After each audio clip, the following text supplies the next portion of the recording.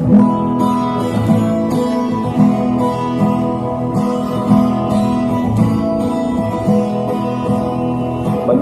makinig, matuto. Manood, makinig at matuto. May aral natin ang kwento ng bayan ko.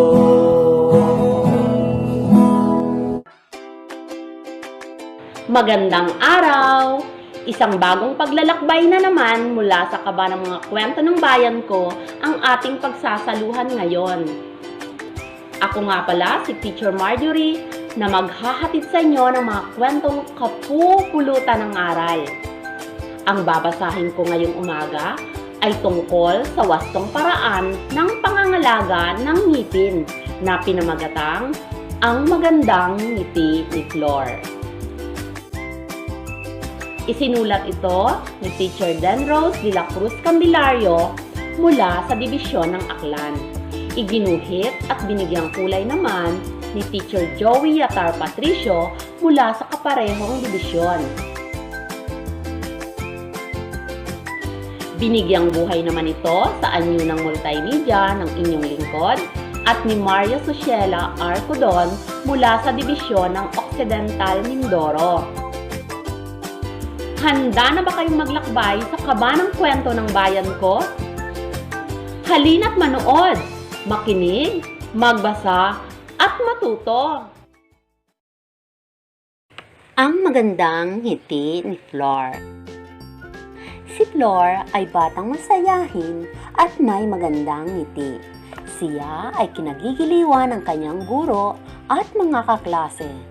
Isang gabi, habang nanonood ng palabas sa television, kumain ng candy at tsokolate si Flor. Huwag kalimutang magsipilyo bago matulog, wika ng kanyang ina. Opo, Inay, manunood mo na ako, sagot ni Flor. Ngunit hindi sinunod ni Flor ang utos ng kanyang ina. Flor, bakit natulog ka nang hindi nagsipilyo kagabi? Masisira ang mga ngipin mo niyan, sabi ng kanyang ina. Mamaya na lang po, Inay, pagkatapos kong mag-almusal, wika ni Flor. Sa paaralan, oras ng kanilang recess. Bakit tsokolate at candy ang binili mong pagkain, Flor? Hindi ka mabubusog niyan, sabi ng kanyang guro. Ito po kasi ang paborito kong kainin, ang kanyang sagot. Kinabukasan ay kaarawan ng kaklase ni Flor. Tuwang-tuwa ang mga bata sa marami at masasarap na pagkain handa. Nasaan kaya si Flor? Makadalo kaya siya sa kaarawan ng kanyang kaklase? Samantala, si Flor ay nandoon pa sa kanilang bahay. Ano kaya ang nangyayari kay Flor?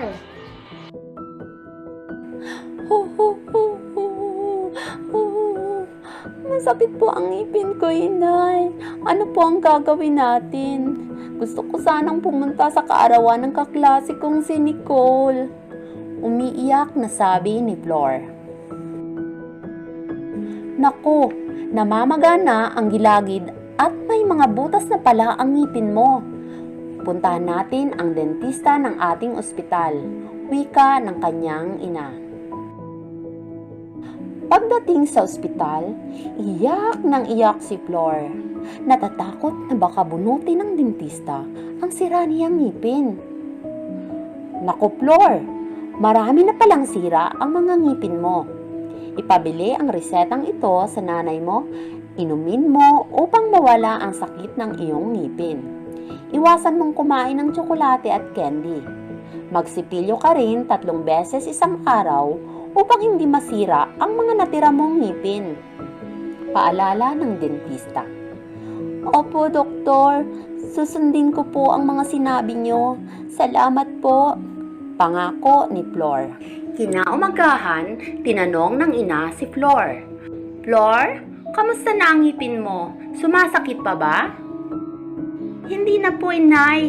Salamat at dinala mo po ako sa dentista kahapon, tugon niya sa kanyang ina. Flor, bakit hindi ka nakapunta sa kaarawan ko? Tanong ni Nicole. Sayang naman, maraming tsokolate at candy sa handaan. Sumakit kasi ang ngipin ko. Dinala ako ng nanay sa dentista. Sagot ni Flor. May masama palang naidudulot ang pagkain ng tsokolate at candy kapag hindi ka nagsisipilyo. Oras ng recess. Hindi na bumibili si Flor ng tsokolate at candy. Tinapay at pansit na ang kanyang kinakain. Oh, Flor, ang ganda na ng ngipin mo, sabi ng guro. Opo, ma'am, naging ugali ko na ang pagsisipilyo 3 beses sa isang araw, ang sagot ni Flor. Magaling, ipagpatuloy mo yan, wika ng guro. Mula noon, nanumbalik ang magandang ngiti ni Flor. Siya ay naging modelo ng kanilang klase. At dito po nagtatapos ang ating kwento ngayong araw. Sana ay may natutuhan kayo. Magandang ngiti sa inyong lahat. Hanggang sa muli! Ang kaban ng mga kwento ng bayan ko ay mula sa amin ng Bureau of Learning Resources at ng mga Learning Resources Management Section ng Kagawaran ng Edukasyon. Manood, makinig, at matuto.